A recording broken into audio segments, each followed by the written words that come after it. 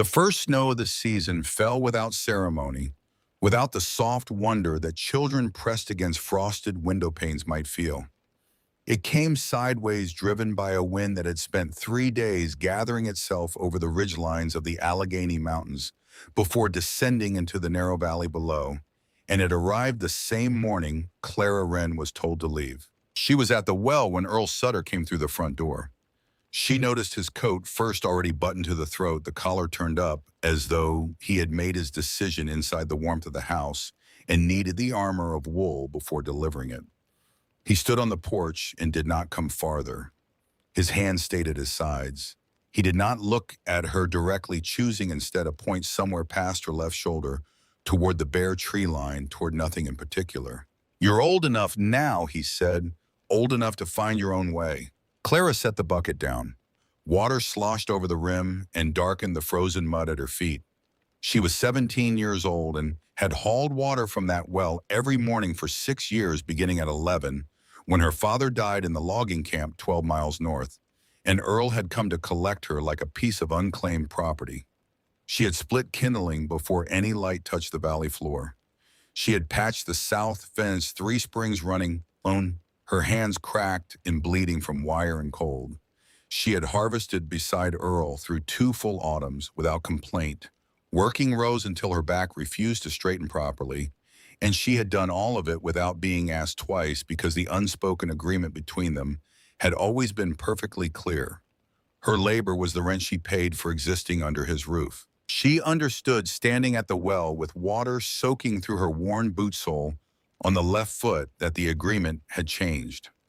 Aunt Myron had died in July, 3 days after the fever took hold, and with her had gone the only warmth the farmhouse had ever contained. The rooms had changed after that in ways that were difficult to name but impossible to ignore. Silences grew a different texture. Meals shrank without explanation. Earl began drinking earlier in the afternoon and sitting longer in the evenings by the stove, staring at the wall above the mantel where a framed needlework of Marin's hung slightly crooked, and no one straightened it anymore. He did not grieve loudly. He grieved the way certain men did, by contracting, by closing, by looking at everything around him and calculating what could be removed. Clara understood that she was something that could be removed. "Today," Earl said, still not meeting her eyes. "Not after the snow clears. Today." He went back inside. The door latched behind him with a sound that was not loud and did not need to be. She stood in the yard for what felt like a long time. The snow thickened. Inside the house, ordinary sounds continued: the clank of the stove lid being lifted, the scrape of a poker against iron, sounds of a life proceeding without interruption. No one appeared at the window. No one came back out.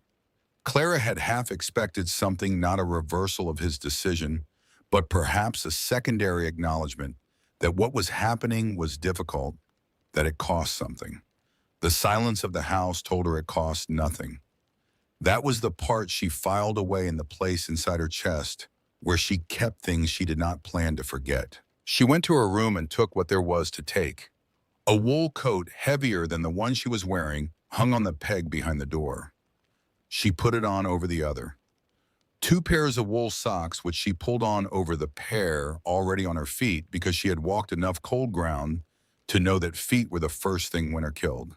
A knitted cap that Marin had made 3 winters ago, the stitching tight, and even the only thing Clara owned that had required someone else's effort rather than her own. She folded it once before putting it on. Earl had left a canvas pack on the kitchen table. She did not thank him for it. Inside, a half loaf of bread, wrapped in cloth, already hardening at the edges in the cold kitchen air. 2 jars of preserved green beans, sealed with wax. A folded wool blanket, thin but dry. And at the bottom, wrapped in a piece of burlap, her father's hunting knife. She lifted the knife out and held it a moment before sliding it into the pack's side pocket, where she could reach it without opening the main flap. The handle was dark wood, worn smooth by years of her father's grip, and then 6 years of her own occasional handling. She had taken it out sometimes in the evenings to oil the blade more out of habit than necessity. The steel bore a maker's mark near the hilt, 2 letters pressed into the metal rather than engraved SD. She had always assumed it belonged to whoever had forged it, some craftsman whose name she had never thought to trace. Her father had never mentioned where the knife came from. He had died when she was 11, and the things she had not thought to ask him formed a list that grew longer with the years. She shouldered the pack, pulled the front door closed behind her, without looking back at the interior, and walked out of the farmyard and onto the road, heading east toward town. The town of Keller's Crossing sat 11.5 miles away across ground that was passable in good weather and uncertain in bad. The road ran along the valley floor for the first 6 miles, crossing Hatcher's Creek, twice on plank bridges that flexed under weight, then climbed a long, shallow grade through second-growth timber before descending into the town proper. In July, the walk would take 3 hours at a reasonable pace. Clara had done it twice, both times with Earl, both times in summer. She had never done it in snow, and she had never done it alone. And as she turned east on the road and felt the wind come directly at her from that direction, as though the weather itself had aligned to meet her head-on, she began doing the kind of arithmetic that mattered in serious situations. She had 2 jars of food bread, a blanket, a knife, and the clothes layered on her body. The temperature had been dropping since 2 days before and was still dropping. Snow was already accumulating in the wagon ruts, the tracks from the last passage, probably Earl's from 3 days ago, filling in and softening. By afternoon, the ruts would be gone entirely. By evening, the road itself would be indistinguishable from the fields on either side, and walking it would require guesswork. The danger was not what most people imagined. Most people pictured sudden, dramatic freezing, collapse unconsciousness, the clean mercy of numbness. The real threat worked slower and was therefore harder to respect. Cold combined with exertion produced sweat. Sweat saturated woolen cotton from the inside, stripping away insulation faster than standing in still air ever could. Wet clothing and dropping temperatures became a mechanism for pulling heat directly from the body's core, and the body's response to that lost shivering, which was expensive muscular effort to generate warmth, burned through calories that Clara did not have in surplus. Exhaustion followed. Poor decisions followed exhaustion. Then poor decisions compounded themselves, each one smaller than the last, until the accumulation of small failures produced a single large one. Her father had told her this on a hunting trip years before his death, in the careful way he explained things he considered important. He had crouched beside her at the edge of a clearing where a deer had bedded the previous night, and while she studied the pressed-down grass, he had said that the woods did not kill people with dramatic violence most of the time. Mostly the woods just waited for people to make enough small mistakes. She had been 9 years old. She had not fully understood what he meant until now. She removed her outer coat on the first long hill, despite the temperature, because she could feel herself beginning to work hard enough to sweat, and she folded it and strapped it across the top of the pack. The cold hit her immediately, and her instinct pushed back against the decision with something close to panic. But she held the discomfort and kept moving, and within a quarter mile her body temperature had stabilized at a level that let her produce enough heat without overproducing it. She put the coat back on when she reached the bottom of the grade, and the road flattened out and her pace slowed. By noon, she had covered perhaps 4 miles. The snow had thickened from a nuisance to an event, large dense flakes that fell without much wind. Now the earlier gusting having gone still, which would have been pleasant except that still air in this kind of snowfall meant the temperature was still dropping rather than stabilizing. The bread she pulled from the pack had gone hard enough that she broke off pieces and held them in her mouth until they softened, rather than trying to chew them outright, which was a technique she had learned from her father as well. Cold bread swallowed too quickly sat in the stomach wrong and made the body work to warm it rather than using that energy for movement. Her left boot was failing. The sole had been thinning for the better part of a year, and Earl had not replaced it, and she had not asked him to, and now the cold was coming up through the leather directly into the ball of her foot with each step. She stopped once and repacked the sock on that foot, folding an extra layer under the heel, which helped for approximately half a mile before the padding compressed and the cold returned. She kept moving because movement was the only resource she had. The hills to the west of the valley road began changing character around mid-afternoon. The rounded cultivated slopes near the farmsteads gave way to steeper, rockier ground where the timber had never been cleared. Old growth mixed with younger second-growth pine and hemlock, pressing close to the ridgeline boulders jutting from the hillside at angles that suggested the kind of geological violence that had shaped the whole range.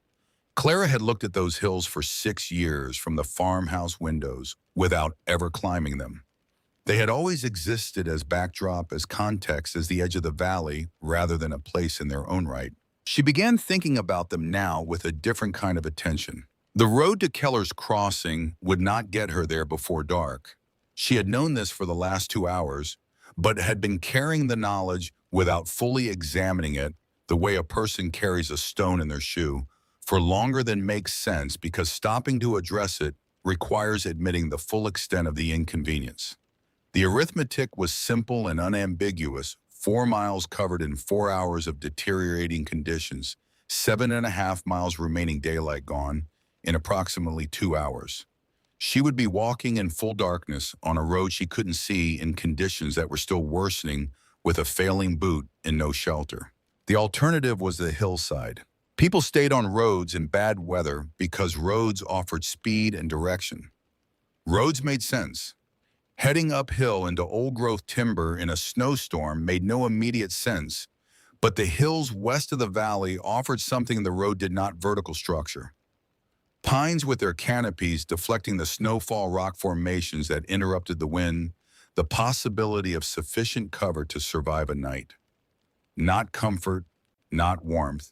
Survival, which was a different category entirely. She left the road at a point where a gap in the fence line allowed access to a meadow that sloped gently upward toward the heavier timber.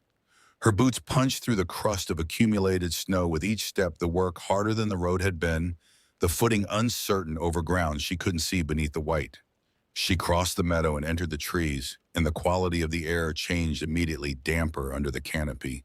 The sound of the wind reduced to a sound occurring somewhere above her rather than directly against her skin. She climbed. The grade steepened faster than she had anticipated.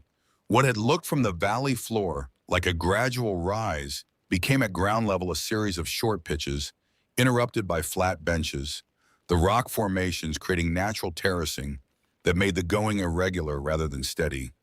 She slipped on the first significant pitch, catching herself on a hemlock trunk with the rough bark scraping her palm.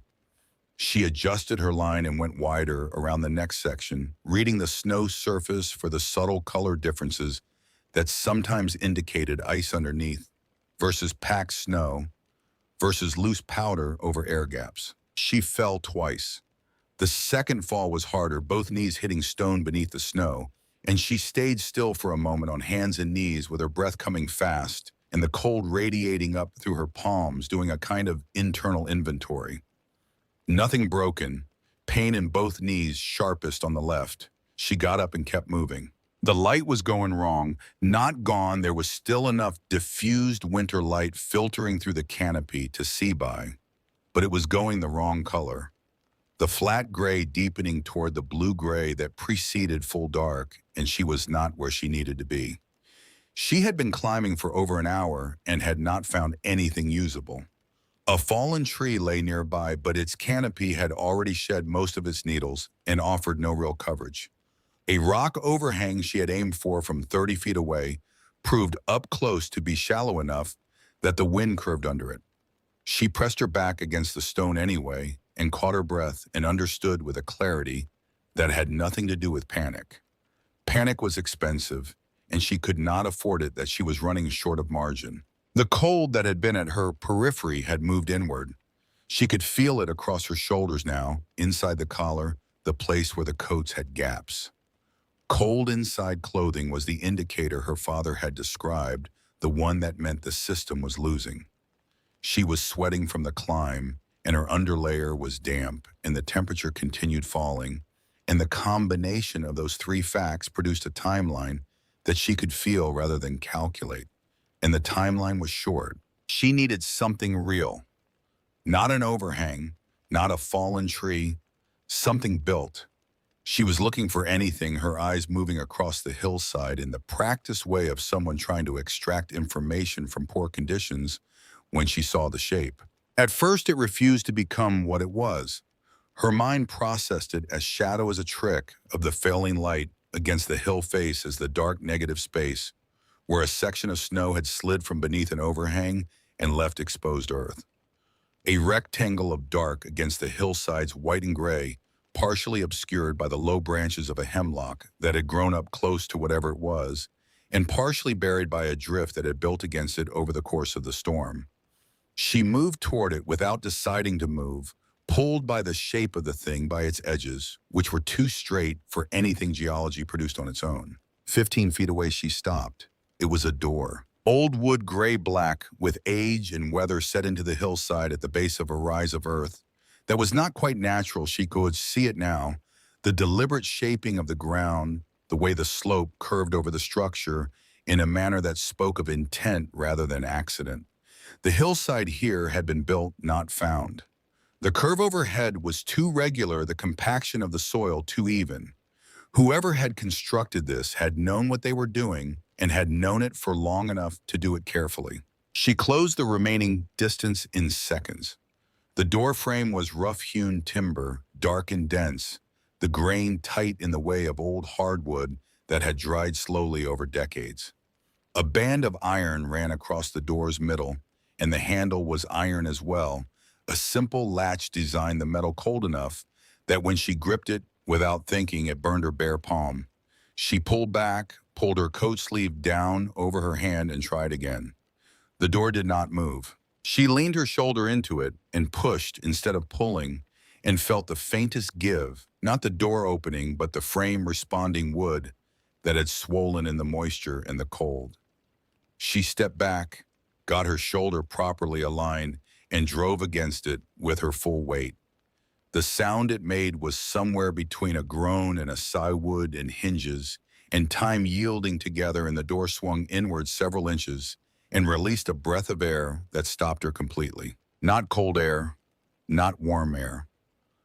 Something between the two, cool, the way a root cellar was cool, the stable coolness of earth that did not participate in the temperature extremes happening above it, air that had been sitting still and protected for a long time. She put her face into the gap and breathed it in, and her body recognized before her mind fully processed the recognition that this air was not hostile. It was the first non-hostile thing she had encountered in hours. She pushed the door further open. Darkness descended ahead of her by way of rough stone steps, 6 of them visible before they turned, and the darkness became complete. The space beyond smelled of old wood and dry earth, and something she couldn't name, not rot, not animal, something older and cleaner than either. She stood at the threshold with the wind pushing at her back and the darkness in front of her, and understood that she was at a decision point of the exact kind her father had warned her about. Not the dramatic kind that appeared obviously as a choice, the subtle kind where the most dangerous option and the most tempting option were the same option. People disappeared in places like this. Structures collapsed, filled with bad air, housed animals that did not want company. An underground space with a door that hadn't opened easily in some time could be any of those things. The fact that it existed did not mean it was safe, and the fact that she wanted it to be safe was exactly the kind of reasoning that got people killed. The wind answered before she finished the thought, pushing hard against her back in a gust that drove cold straight through both coats at once, and reminded her with the blunt efficiency of physical reality what the alternative was. She went in, pulling the door shut behind her. The difference was immediate and total. Not warmth, she wasn't warm, but the cessation of wind, the cessation of the sensory assault that had been continuous for hours. The sound of the storm became something occurring at a distance, muffled by layers of earth and timber, reduced from a physical threat to an abstract awareness. She stood on the 3rd step with the door closed behind her and the darkness complete around her, and she breathed slowly, and the air continued to be what it had been, not hostile. She found the matches in the pack's front pocket where she kept them wrapped in waxed cloth. 3 matches, which was what she had. She cupped her hands and struck the first one. The flame guttered, caught, steadied. In its small radius of light, she saw the steps continuing down and turning left at the bottom. She descended carefully, one hand on the stone wall that was rough and cold and dry, the match burning toward her fingers before she reached the bottom and turned the corner and stopped. The chamber was larger than any reasonable expectation could have produced. The ceiling arched overhead in a curve reinforced by heavy timber beams, the wood black with age, each beam notched and seated into the stone walls with the kind of joinery that required knowledge and patience rather than speed. The walls themselves were stone, for the lower portion packed earth above, and the earth was dry, not damp. The match in her fingers illuminated the room in sweeping amber, a wall of shelving on the far side, shelves of raw board fixed between stone uprights, and on those shelves rows of sealed jars, dozens of them. The match burned her fingers.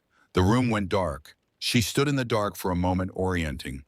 Then she struck the second match, more deliberately this time.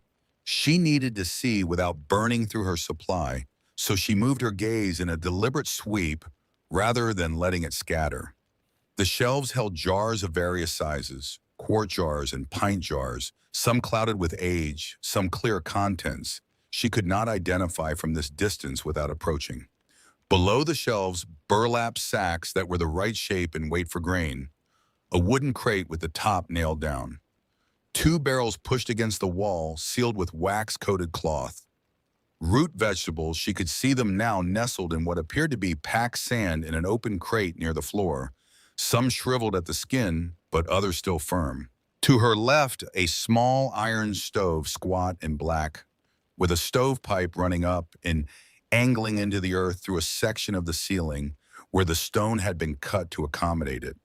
Beside the stove, stacked with the methodical precision of someone who understood that disorder was its own kind of cost, split wood dry, the ends pale and unweathered. Not a cord, but enough. Enough for days. The match burned out. In the dark, she found the stove by memory and touch, moving slowly, and confirmed that the pipe ran true and that the firebox was clean, dry ash, which meant the last fire built here had been built properly, banked, and allowed to burn fully rather than smothered. Beside the wood stack, she found what her fingers identified as a tin box. She opened it without the benefit of light and confirmed by touch the slender shape of a fire starter, the loose feeling of tinder scraps, the smooth flat edge of folded paper. She used her third and last match to examine what she'd found. Birch bark tinder, still dry. Old newspaper folded to quarter size. The fire starter was a piece of flint in a steel striker bound together with a strip of worn leather. Whoever had left this room had left it ready for someone to return to. Every item was positioned for rapid use. She sat cross-legged on the packed earth floor in the dark and opened the stove's door and began building the fire with the disciplined patience of someone who understood that this was the most important thing happening in the world at this moment. Tinder first arranged not in a pile, but in a loose nest with space for air to circulate. Folded newspaper below it for sustained ignition, not on top where it would smother. 3 pieces of the smallest diameter wood she could find by feel arranged at angles above the tinder.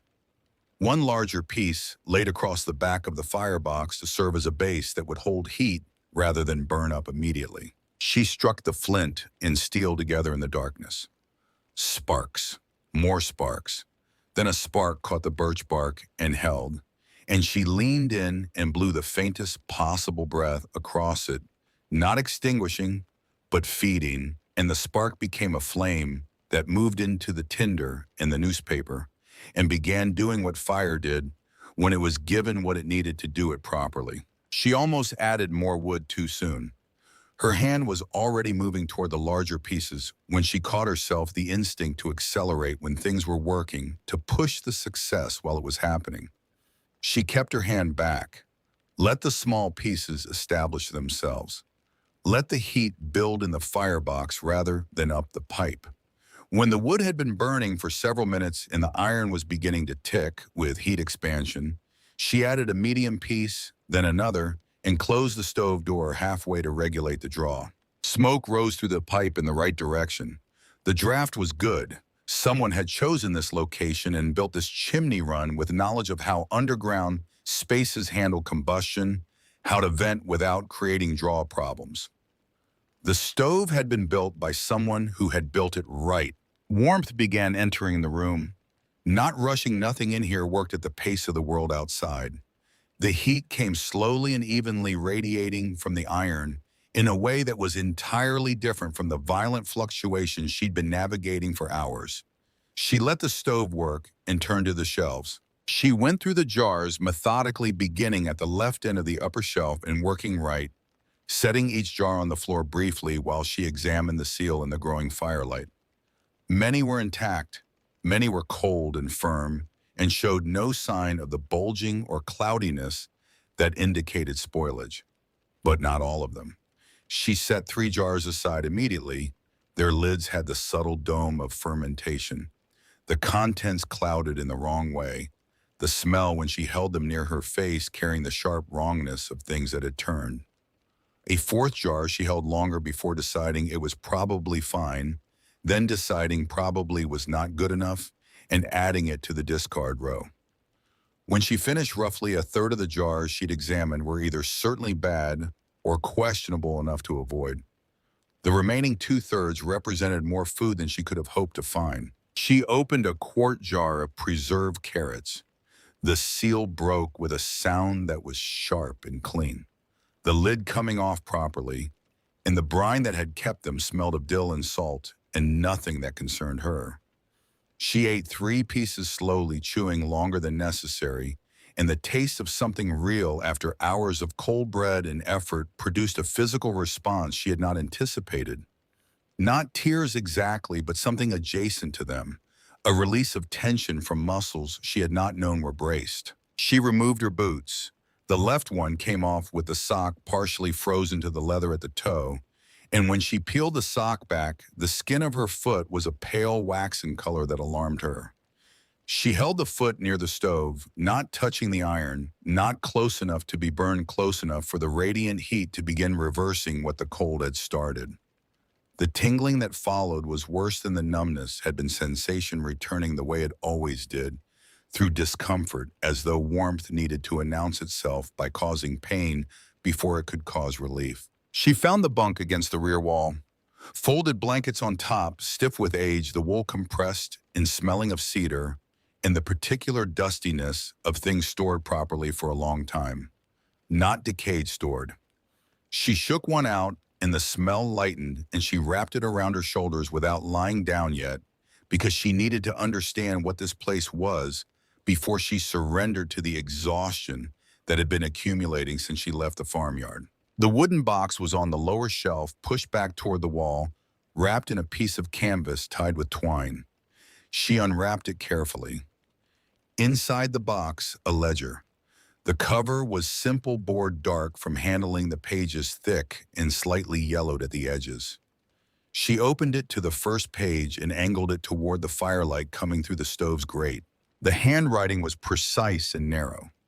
The letters slightly forward-leaning, the kind of script produced by someone who had been taught to write carefully and had continued practicing because writing carefully mattered to them. The name at the top of the first page was Silas Dunmore. The first entries were dated from a winter 13 years before. They were practical in a way she recognized immediately, the practicality of someone who took record-keeping seriously because records were not vanity, but tools. Outside temperature in the morning, noted in degrees estimated by the feel of the air rather than a thermometer. Wood remaining noted by counting the split pieces in the stack. How much oil had been consumed by the lantern in a single evening. How long the potatoes in the sand crate had lasted before showing softness. She read these entries with the attention she might have given a textbook she'd been told she would be tested on later, because each piece of information was a data point about this room, about what it could provide and for how long and under what conditions. Between the practical entries, explanations. Brief, plainly stated. Built a shelter in winter of 1876 when the cold came early and stayed too long.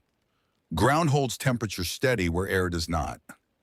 Most people who die in winter die because they wait until the danger is already upon them to prepare against it. They are not lazy people or foolish people. They are people who trusted that things would remain as they had been, that the world would continue to cooperate. And by the time the world stopped cooperating, it was too late to build what they needed. She read this twice, then she read on. Silas Dunmore had lived alone in these hills after the winter of 1873, when a diphtheria outbreak had moved through the valley and taken his wife and both of his children in the span of 10 days. He had stayed in the valley for 3 years after that, working the farm, attending the church in Keller's Crossing, going through the motions of a life that no longer had the center it had been organized around. Then he had stopped going through the motions and had moved up into the hills instead, and he had built this shelter not as a hiding place from people, but as an answer to a problem that had been building in him since the winter of 1873.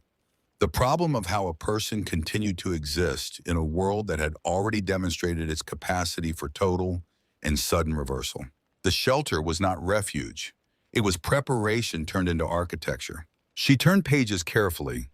The entries continued through several winters, each one teaching her something additional: how the earth walls managed moisture differently from wood, how the root vegetables stored in sand lasted longer than those stored in straw, how the stovepipe's angle affected the draw in different wind conditions. Silas had been running experiments and recording results with the rigor of someone who understood that the information might matter later to someone who needed it. Partway through the ledger, a different kind of entry, a paragraph rather than a list. Thomas Wren came up the hill yesterday looking for his dog, which had been chasing something into the timber. He found me instead, and we talked for a while. He is a good man, careful with his words, pays attention to things most people look past. His daughter is 9 or 10, red-haired, serious. He worries about what would happen to her if something happened to him. I told him a man who worries about that is the right kind of man. Clara stopped reading. She read the paragraph again. Her father's name written by a man she had never met in a ledger, in a shelter she had found by stumbling through a blizzard after being cast out of the only house she had known. Her father coming up the same hillside with the same kind of purpose she had, though his purpose had been different. Lighter, a lost dog rather than a vanished future. And his daughter mentioned a child she could barely remember being named in another person's careful handwriting. She read on. Thomas came back twice more this winter to help with the timber work on the secondary storage room. He does not take payment. He says helping with a thing like this is its own kind of payment, that someday the thing might be needed in a way neither of us can predict. He thinks carefully about future necessity, which is rarer than it should be. I gave him the old hunting knife I have been carrying since the war, the one with the maker's mark. It was good steel, and I had a better one now, and he needed a good knife more than I needed too. Clara's hand went to the pack's side pocket, the burlap around the handle, the 2 letters pressed into the steel near the hilt. S.D. Silas Dunmore. The knife was not a blacksmith's mark. It was the man's initials, the man who had built this room, the man who had written her father's name with care and respect in a ledger that Clara was now holding in a shelter she had found because she had no other option on the same hillside where her father had come years before he died. The connection pressed against her in a way she could not fully accommodate, too large to examine all at once, so she held only the edges of it and let the rest stay outside her understanding for the moment. The final entry in the ledger was dated 2 years ago. The leg has not improved as I hoped. The cold makes it considerably worse. I need supplies, lamp oil in particular, and salt before the next heavy snowfall. Going into Keller's Crossing tomorrow morning first light, if weather holds back by afternoon. If weather does not hold, I will shelter at the Hollis farm on the way back. Either way, I intend to be here before the hard snow. The sentence after that was incomplete. It broke mid-phrase, the pen line trailing off to the right as though it had been set down mid-thought and never picked up again. She closed the ledger and sat with it in her lap and listened to the stove and the distant, murmured weather above and understood what the incomplete sentence meant. He had not come back. Not the next day, not after the storm, not in 2 years. The room had been waiting since then, supplied and ready for a return that hadn't happened. Her father's friend had built a thing intended to sustain life and had not survived to use it himself. He had prepared for every contingency he could name and had been ended by one he hadn't. This room was what remained of him, not ruins, not decay, but a fully functioning argument that the world could be prepared for, constructed over years of careful thought and left here in the hillside like a letter to whoever came after. She set the ledger back in its box and the box on the shelf and looked around the room in the stove's strengthening light. The walls were dry. The ceiling held. The warmth was real and steady and coming from fuel that had been waiting here for whoever needed it. Most of the jars on the shelves were still sound. She had survived the walk and the bull and the fall and the failing boot and the darkness, and she was here, and here was better than anywhere else she could be. She should leave, she thought. This room belonged to someone or to someone's estate or to some legal claim she couldn't evaluate. She was 17 years old and had arrived uninvited and had eaten from a jar that wasn't hers and was burning wood that she hadn't split. The thought lasted approximately as long as thoughts lasted when they were outweighed by physical reality. She was not leaving. Outside, the storm was pressing harder against the hill. She could feel it in the way the stove drew when a gust moved over the pipe's exit point, a subtle variation in the quality of the combustion. She was dry. She was warming. Tomorrow existed again in a way it hadn't an hour ago. There was a lantern on the shelf, old tin, with a reservoir of oil that she tipped and found still contained enough to burn for a while. She lit it from the stove's grate and set it on the shelf facing outward, and the room filled with a steadier, warmer light than the stove's glow alone had provided. The shelves resolved into sharper detail. The barrels and sacks took on more specific shape. The room stopped being a darkness that had allowed her in and became something she could see clearly for the first time. She lay down on the bunk and pulled 2 blankets over her and looked at the curved timber ceiling above her. And for a long moment before sleep, she held the thought of what she was looking at. Not just boards and earth, not just someone else's preparation. A system built by a person who had understood that surviving a serious winter required more than endurance, more than stubbornness, more than the willingness to keep moving when everything around you said to stop. It required having already built the conditions for your own survival before the test arrived.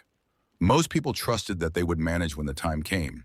Silas Dunmore had refused that trust and built something instead. The storm moved overhead. The earth held.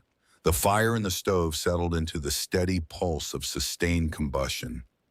Outside, somewhere on the hillside above her, the snow continued covering the ground, in which a man who had known her father was lying undiscovered 2 years into a return that had never completed itself. She did not know that yet. She slept. She woke once in the night to feed the stove, moving without full consciousness through the process. 3 pieces of mid-sized wood, the door closed to a narrow gap.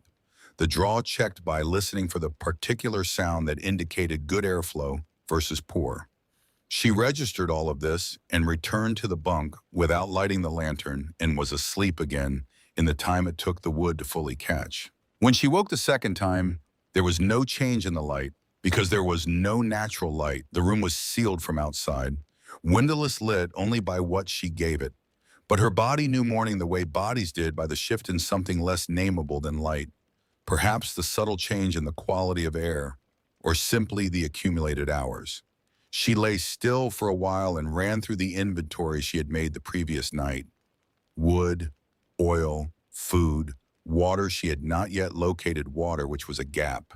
She could melt snow, but that required going outside, and currently outside was the problem. She found the water in the second small room, which she had not explored the previous night.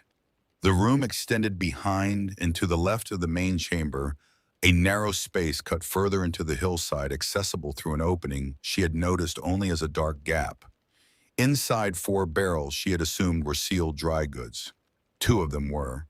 The other 2 contained water cold clean the surface, and one of them bearing a thin skin of ice that she broke with her knuckle and confirmed clear water below.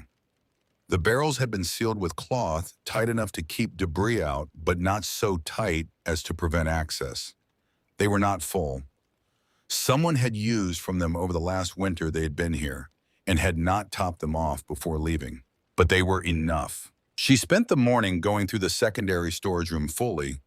More sacks grain she identified as barley by the smell when she opened the seam slightly.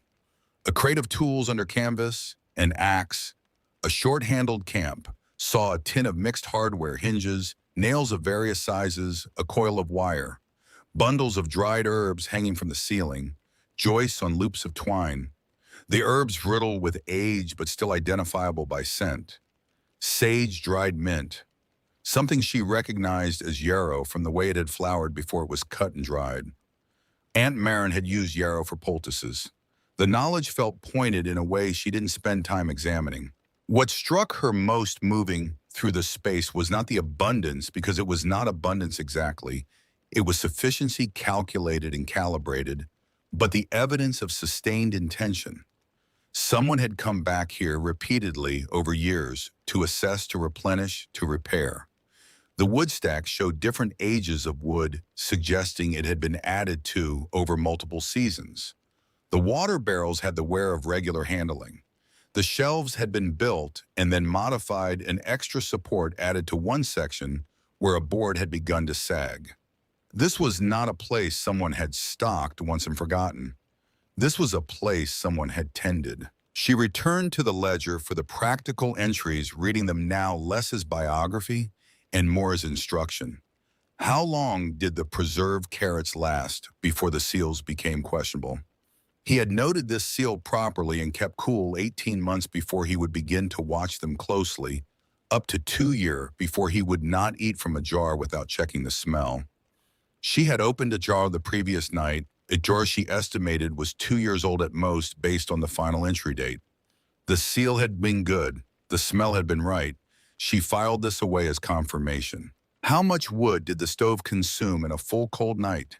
He had noted this too in his careful way, with the honest variation that real observation produced between 8 and 12 pieces of the split hardwood, depending on the outside temperature and how well the door was managed. She had used 7 pieces in the night, which fit the lower end of his range. This told her that the stack she had found, she counted it at approximately 40 pieces of full split, and another 20 of kindling would last 4 days if she was the only person using the stove and managed it carefully. 6 days if she was very careful and the temperature outside moderated. She did not think the temperature was going to moderate. She ate from one of the sound jars and at midday green beans, this time milder than the carrots eaten cold, because warming them required a pot, and she had located the single pot in the tool crate and decided against using the water from the barrel for cooking when she was not yet certain about resupply. The economy of the decision felt right, not deprivation calibration. In the afternoon, she tried the door. The world outside had changed entirely. The storm had continued building through the night, in the morning, and the snow that had been accumulating when she descended into the shelter was now a transformed landscape, white smoothed over everything. The contours of the hillside simplified by accumulation, the individual rocks and stumps and variations in terrain that she had picked her way across the previous afternoon, buried under a surface that looked traversable and was not. A drift had built against the door's exterior face, and when she pushed it open, she pushed 12 inches of packed snow with it, and the cold came in like a decision being made by something much larger than herself. She looked at the hillside below her. The meadow she had crossed was gone. The fence line she had passed through was gone. The road at the valley's floor was a suggestion, a line of slightly different texture in the white expanse, visible only because she knew it was there and could infer it from the buildings on either side. No one was moving in the valley. No smoke rose from the Briggs farm to the east or the Holloway property further south. Either they were managing or they were not, but they were not moving. She closed the door and secured the latch and went back down. The realization settled in over the next hour, not dramatically, but with the quiet weight of mathematical certainty. She was not going to Keller's Crossing tomorrow morning. She was not going to Keller's Crossing until the storm broke and the roads cleared and the temperature rose enough to make the journey survivable rather than theoretical. This could be 2 days. It could be a week. Winter in the Allegheny Ridges did not consult anyone's plans, and this storm had the feel of one that had committed itself. She was going to be here for a while. The thought produced after the initial moment of confronting it, something she had not expected, not dread, but a clarifying kind of stillness. The decision had been made by the weather. She did not have to decide anything except how to manage what she had, and managing resources was something she understood. She had been managing insufficient resources for 6 years. She refed the stove and banked it for the evening and ate a measured amount from 2 of the sound jars and drank a cup of water from the barrel and lay on the bunk with the ledger open on her chest without reading, staring at the arched ceiling. The wood groaned occasionally as the temperature outside continued to drop and the timbers responded. The earth around her did not groan. The earth simply held as it had held for the years this room had existed, as it would hold after she was gone, indifferent to the urgency of whatever was happening on its surface. She thought about her father walking up this same hillside with the casual purpose of looking for a dog. She thought about him sitting with Silas Dunmore and talking. She thought about the knife passing from one man's hand to another as a kind of gratitude, some exchange that could not be completed with words alone and so required an object to carry it. She thought about the incomplete sentence at the end of the ledger, the pen line trailing off. Outside, the storm pressed down on the hillside with indiscriminate force, taking no particular interest in the wooden door set into the earth or in the girl on the other side of it, who was learning in the steadily accumulating warmth of a dead man's preparation that survival and luck and suffering traveled together in ways that could not be planned for but only eventually recognize. She did not sleep yet. She fed the stove once more and lay listening to the fire and the weather, and her mind moved through what she knew about this room and what she suspected and what she still needed to learn, and she began, without quite deciding, to begin to plan for the possibility that she would not be the only person who needed it before the storm was finished. The valley below had not prepared. She had seen it in 6 years of watching from the farmhouse window, the casual confidence of people who had managed every previous winter and therefore expected to manage this one. The Hollis family with their exposed woodpile uncovered beside the barn. The Briggs property with its single storage shed already close to full, but not insulated against extended cold. The way the whole valley assumed that movement between households would remain possible, that neighbors could reach neighbors, that the network of ordinary daily traffic would continue to function as it always had. She had thought all winter that the valley was not ready. She had thought it the way she thought many things quietly without saying them, because saying them to Earl had not been a feature of the life she was living. The valley was not ready, and the storm had arrived, and she was here in the one place on this hillside, or in this valley that had been built for exactly this. The fire burned, the earth held, the snow fell. She was still awake when the first hour of what would become a very long night finally passed.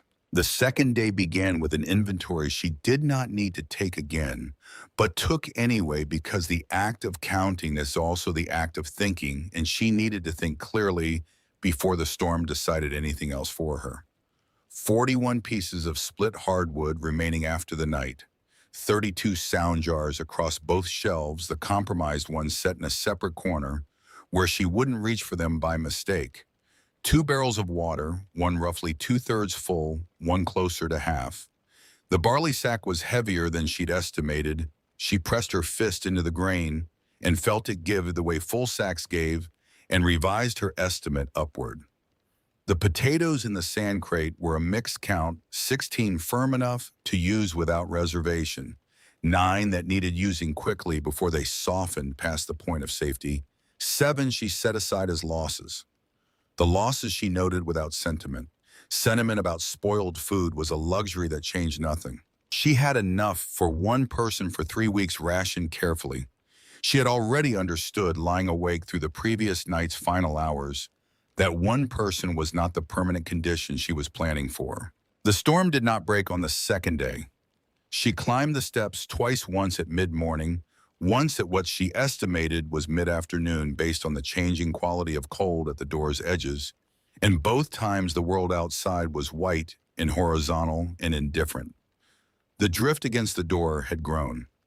She packed it back down from the inside to keep the door functional and descended again and sat beside the stove with the ledger. She was not rereading for sentiment this time. She was reading for engineering. Silas had written about the shelter's construction across several entries, spanning what appeared to be 2 winters of work, and the entries were specific in ways that mattered to her now.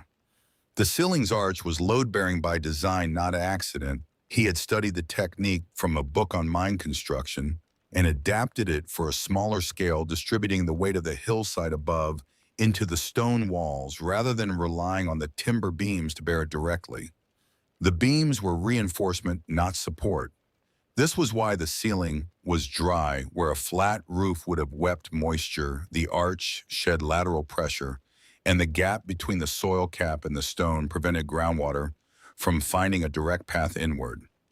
The stovepipe ran at an angle Silas had calculated through trial and error across 2 winters, steep enough to draw without resistance, angled away from the prevailing wind's approach vector so that gusts crossing the hill's crest would not create backdraft. Every piece of it had been thought through and then tested and then adjusted. This was not a man who had read about survival. This was a man who had practiced it until the practice became reliable. She found the section on ventilation on the 14th page. The shelter had a secondary vent, not obvious, not labeled, but described in one of the practical entries as a small opening, cut through the earth on the opposite side of the hill, from the stovepipe covered with a fitted stone that could be shifted from inside to allow air exchange without opening the main door. He had installed it after a winter evening when he had built the fire too hot, too fast, and the oxygen in the sealed room had depleted enough to make him lightheaded before he had identified the cause. The vent was not for warmth, it was for the quality of the air when the room was occupied by more than one person. She found the stone on the 3rd try, pressing along the back wall above the secondary storage room until a section moved differently under her hand, not solid earth, but a fitted plug with a slight gap around its edge. She shifted it half an inch and cold air entered in a thin, clean stream. She shifted it back to a 1/4-inch gap and left it there. She had not known she needed that. She knew it now. On the 3rd day, she began rationing the lantern oil more aggressively, burning it only during the hours she was actively working rather than letting it run for comfort, and discovered that the stove's firelight, once she adjusted to navigating by it, was sufficient for most of the tasks she was performing. Her eyes adapted. Darkness became relative rather than absolute, and she began moving through the rooms with the confidence of someone learning a space by repetition rather than by sight. She cataloged the tool crate thoroughly. Beyond the axe and saw she had already noted, she found a coil of braided rope, a good quality whetstone still with oil in its storage tin, and a folding ruler of the type surveyors and carpenters used, which she took as further evidence of who Silas Dunmore had been, the kind of man who brought measuring tools into the wilderness, because imprecision was a habit he refused to accommodate. She used the whetstone on her father's knife, working the blade in long strokes from heel to tip at the angle the edge told her it wanted, and the sound of steel against stone in the underground quiet was the most human sound the room had contained since she'd arrived. When the edge was right, she tested it against a piece of rope, and the rope parted cleanly, and she sheathed the knife and felt in a way she couldn't have articulated without it sounding smaller than it was that she had done something for him. For the man who had walked this hillside looking for a lost dog and come home with a friend's knife in his pack and never explained where it came from. The storm peaked on the 3rd night. She felt it change before she heard it, a shift in the stove's draw. The draft suddenly stronger, pulling harder than it had in 2 days, which she had learned meant the wind outside was intensifying across the pipe's exit point. Then the sound, not the steady pressure she had been sleeping through, but something with surges in it, intervals of quieter pressure followed by impacts that she could feel transmitted through the earth itself, the hillside above her, absorbing blows from weather that had gathered real violence. She fed the stove to full capacity and put herself on the bunk and listened. Then the smoke came, not rushing, arriving gradually the way the most dangerous things arrived, incrementally enough that her mind kept revising the threshold of concern upward rather than acknowledging the accumulation. She noticed it first as a smell, then as a slight haziness at the top of the stove's immediate light radius, then as the particular irritation at the back of her throat that was not dryness, but displacement of clean air by combustion product. She went to the stovepipe connection and put her hand near the seam and felt the warm outflow of gases going in the wrong direction. Not the pipe drafting upward as it should, but gases being pushed back down and into the room as the wind outside overwhelmed the natural draw. The pipe's exit point had been compromised. Either the wind angle had shifted enough to create direct backdraft, or more likely, given what she had felt through the earth, the pipe's exterior end had been packed by drifting snow during the storm's intensification until the opening was sufficiently blocked that pressure built in the pipe and reversed. She went to the vent stone and shifted it fully open, which helped the room's air quality immediately, but did not solve the pipe problem, and stood in the main chamber doing the arithmetic of the situation the way she had done the arithmetic of the walk on the road without panic, because panic was arithmetic that stopped working. The fire could not be maintained in a room filling with combustion gases. Extinguishing the fire and relying on the Earth's passive thermal mass to hold temperature was survivable for some number of hours. Silas had documented the room's temperature drop rate in a sealed fireless condition on 2 separate occasions, and she had read both entries carefully enough to recall that in severe cold the room lost approximately 10 degrees in the first 4 hours without the stove, then slowed as the thermal mass of the earth walls stabilized. 4 hours was enough time to do something, but not enough time to do nothing. She put on both coats. She took the whetted knife and put it in her pocket. She checked that the rope in the tool crate was still where she had seen it. She packed 1 piece of bread into her coat's inner pocket because the calculation was simple. If the thing she was about to do went wrong enough to take more than 10 minutes, she would need something in her stomach when she came back, if she came back. She climbed the stairs and unlatched the door, and the storm entered the stairwell with the force of something that had been waiting for the opening. The wind was a different animal at ground level than it had been as sound through the earth. It hit her sideways, and she grabbed the doorframe with both hands and oriented, turning her face away from the direct impact and breathing through the collar of her coat, which she had pulled up to her eyes. The snow was not falling so much as moving horizontally, fine and dense, the flakes too small and fast to be individual things, the whole mass of it a single medium through which she had to navigate rather than a precipitation event she could see through. She had noted the stovepipe's exit location on the hillside above the door on the second day during one of her exterior assessments, specifically because she had been thinking about the structural entries in the ledger and had wanted to confirm the pipe's angle against what Silas had described. The pipe emerged from the hill's crest approximately 30 feet above the door and 8 feet to the left, marked by a low stone collar Silas had built to keep rodents and debris from entering the opening. She had noted it as information then. She was grateful for it now. 30 feet uphill in a blizzard was not 30 feet on a clear afternoon. The slope she had descended easily while checking the door was now a surface she could not see and could barely stand on the accumulated snow. Slick and irregular beneath her boots, the wind pushing her sideways every time she committed weight to a step. She went slowly. She went on hands and knees for part of the steeper section, and she reached the stone collar in what she estimated was 7 or 8 minutes, though time in those conditions compressed and expanded in unreliable ways. The collar was packed. Not entirely. The wind had been inconsistent enough that snow had drifted against one side while leaving the other relatively clear, and the actual pipe opening at the center of the collar was blocked by a compressed mass of wind-driven snow that had entered and accumulated rather than drifting over.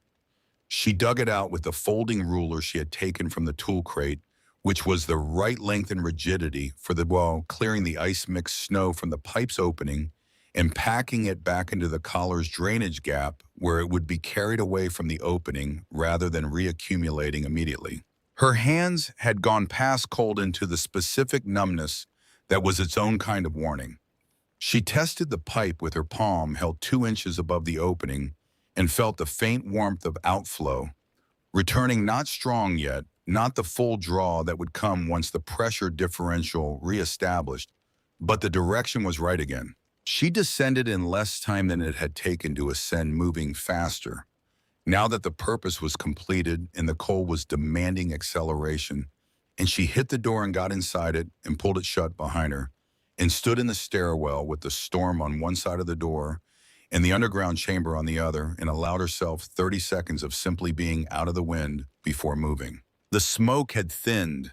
She rebuilt the fire from the banked coal she had managed to keep alive before going out, working carefully, adding wood in the sequence that established heat before adding to it, and sat back on the floor in front of the open firebox door with her hands extended toward the heat, and let the sensation return to her fingers through the usual route of discomfort announcing warmth. Later, she would think about how close the margins had been.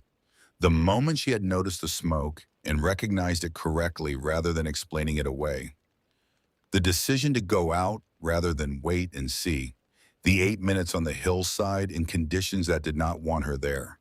The way a piece of information she had gathered 2 days earlier, the pipe's location noted almost idly, had become the difference between a manageable crisis and an unmanageable one.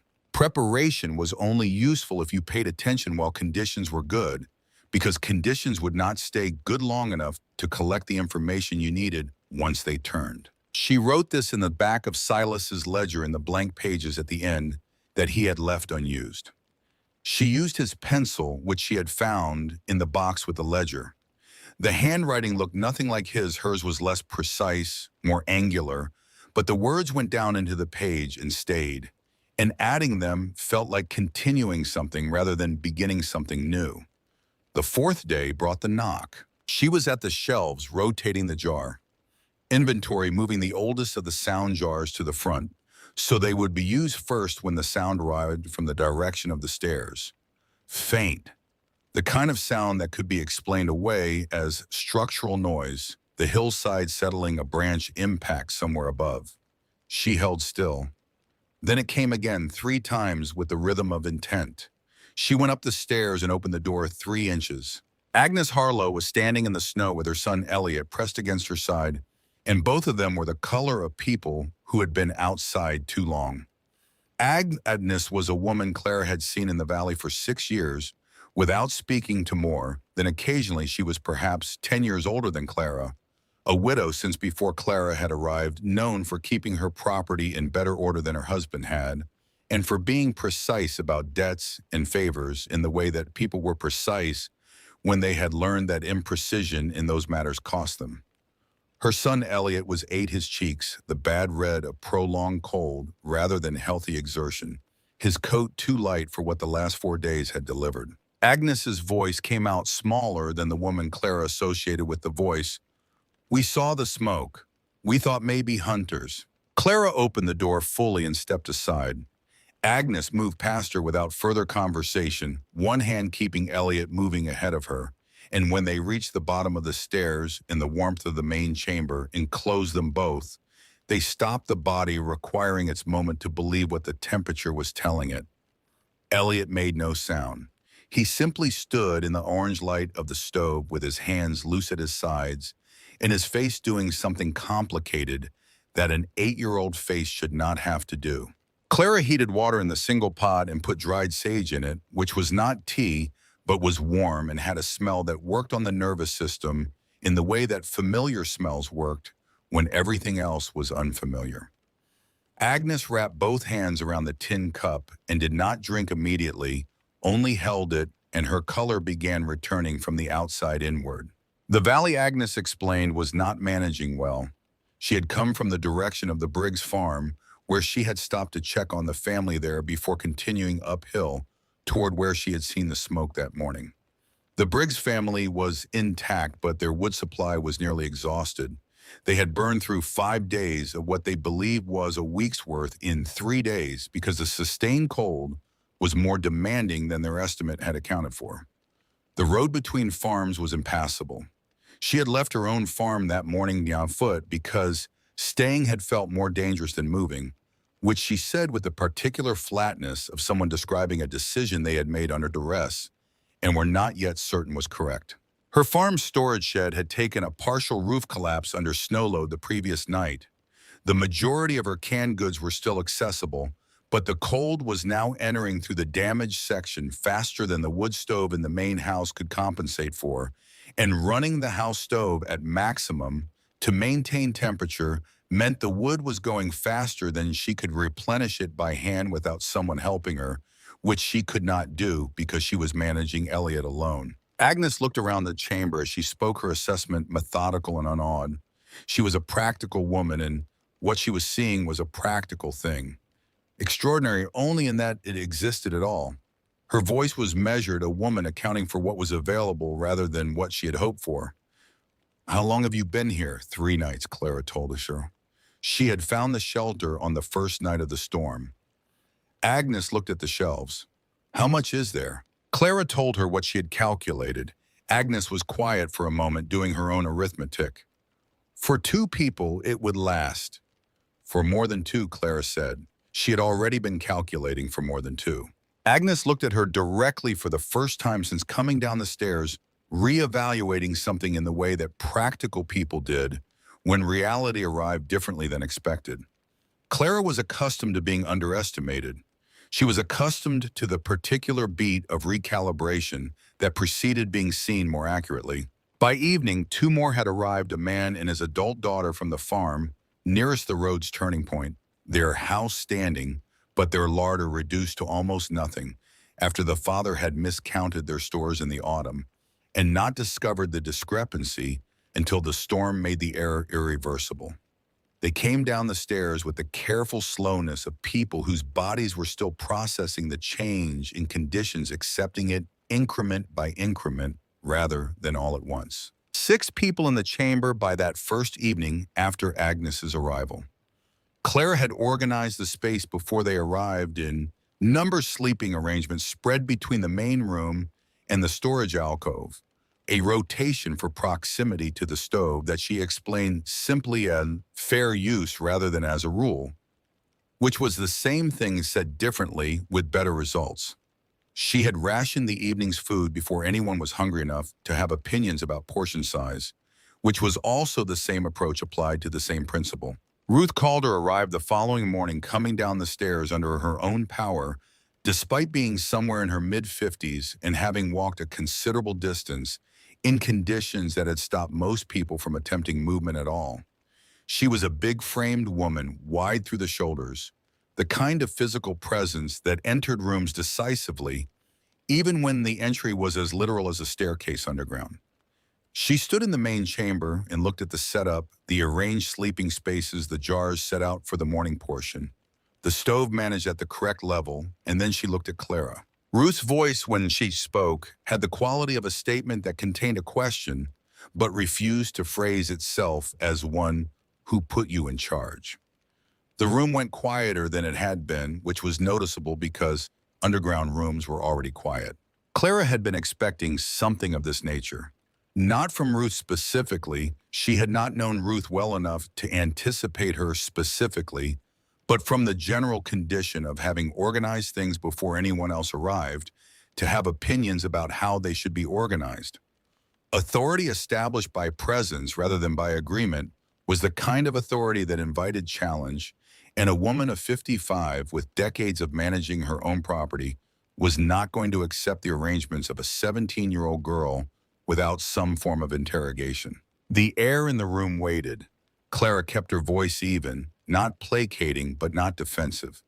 Either the tone of someone who had decided on an answer before the question arrived. "No one put me in charge of anything. The food needs counting and the wood needs managing, and someone needs to check the pipe before the fire is built up each evening. I've been doing those things because I was here first. Anyone who wants to do them differently is welcome to." Ruth looked at her for a long moment. The look was not hostile exactly. It was more like a structural test, the kind of examination a person applied to a claim before deciding whether to trust its weight. Agnes said from her position near the stove, she went out in the storm 2 nights ago to clear the chimney pipe. Alone. We'd have been breathing smoke otherwise. Ruth absorbed this. She did not modify her expression significantly, but something in the quality of her stillness shifted. She sat down on the far end of the bunk she had identified as hers without asking whether it was available, which was its own form of establishing terms, and she said nothing further on the subject of who had put Clara in charge. But the tension between them did not resolve, it relocated. It became the persistent friction of two people who understood the same kinds of things about managing resources and managing people, and were not yet certain they understood them the same way. Ruth took the water distribution the following morning without asking, simply picking up the water ladle and beginning to allocate the morning portion with the decisiveness of someone who knew exactly how much each person needed and had no patience for inefficiency. Clara watched this happen and did not object because the task was being done correctly and because giving Ruth a domain was a better outcome than contesting one. Garrett Hollis arrived on the 6th day of Clara's time in the shelter. He had his daughter with him, Nettie, who was 14, but moved and held herself in the compacted way of someone occupying as little space as possible. A posture Clara associated with prolonged exposure to difficult circumstances at an age when a person was still learning what shape they were supposed to be. Garrett was a broad man, gone slightly soft at the edges in the way of men who had worked hard for a long time and were now working slightly less hard and hadn't adjusted their eating accordingly. He came down the stairs looking at everything with the attention of someone assessing rather than simply observing, and he stopped in the doorway to the main chamber and took in the setup, the existing occupants, the arranged space, the stove running at the right level, and his face registered something he did not immediately voice. He knew Clara.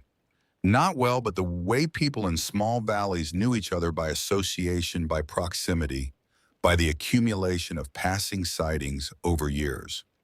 He knew she had been at the Sutter farm. He knew because everyone in the valley who paid attention knew that she had left the Sutter farm the morning the storm began. His voice carried the particular weight of a man choosing his words carefully because the alternative words were worse. You've been here the whole time. Since the first night, Clara told him. He looked at the shelves, he looked at the lamp. He looked at Elliot, who was asleep in a corner with a blanket that was not his own, and at Agnes, who was mending a seam on her coat with thread from a spool Clara had found in the tool crate, and at Ruth, who was doing a count of the remaining wood with the systematic efficiency that Clara had come to recognize as Ruth's default mode of operating. Then he looked back at Clara, and something moved across his expression that she recognized, even though she did not see it often enough to have a precise name for it.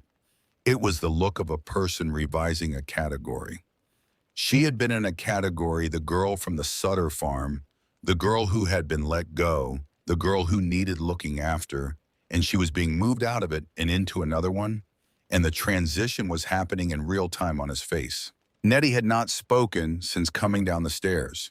She positioned herself in the corner farthest from the stove, not because it was the coldest corner it was, but because it was the corner that required acknowledgement from the fewest directions. She accepted the food Clara brought her without making eye contact, and she stayed in that corner through the evening while conversations moved around her like water around a stone. Clara did not push. She knew that particular stillness had worn it herself at various points in the last 6 years and understood that it was not rudeness and not coldness, but the specific self-protection of a person who had learned that taking up space invited more pain than contracting away from it. On the 7th night, the storm reasserted itself. Clara had thought it was weakening. The previous afternoon had brought a few hours of reduced intensity, the sound through the earth dampening the stove's draw, steadying the sense of something violent moving past rather than sitting overhead. She had let herself begin calculating the following morning as a possible time to make another exterior assessment, to begin thinking about what happened after. Then the 7th night arrived and erased that thinking entirely. The sound was different this time, not the sustained pressure of the earlier days, but an intermittent violence gust of actual impact that could be felt as vibration in the stovepipe, where it met the ceiling fitting that caused the lantern flame to flicker in its sealed glass despite being inside a sealed underground room, as though the storm was reaching through the earth itself to assert its presence. The stove's draw surged and dropped in the intervals between gusts, and Clara managed it carefully, reducing the fire to a maintained level that would not be affected by the pipe pressure variations. She had checked the pipe at midday. It was clear. She had checked the vent stone and confirmed it was positioned correctly. She had done, in other words, everything that preparation allowed, and what remained was the other thing, the thing preparation could not replace, but could only make endurable, which was waiting. Then the draw reversed again. Not gradually this time.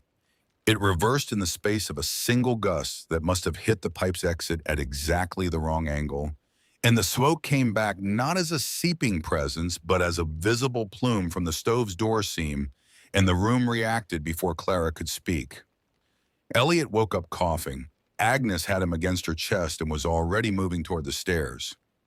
Ruth went to the stove and reached for the door to damp the fire, and Clara said, "Stop," sharply enough that she did stop, because damping the fire incorrectly could trap combustion gases in the firebox and make the situation worse rather than better. Ruth's face did something then, not anger, which was what Clara expected, but a rapid recalculation, the face of a woman who was capable of being wrong and knew it.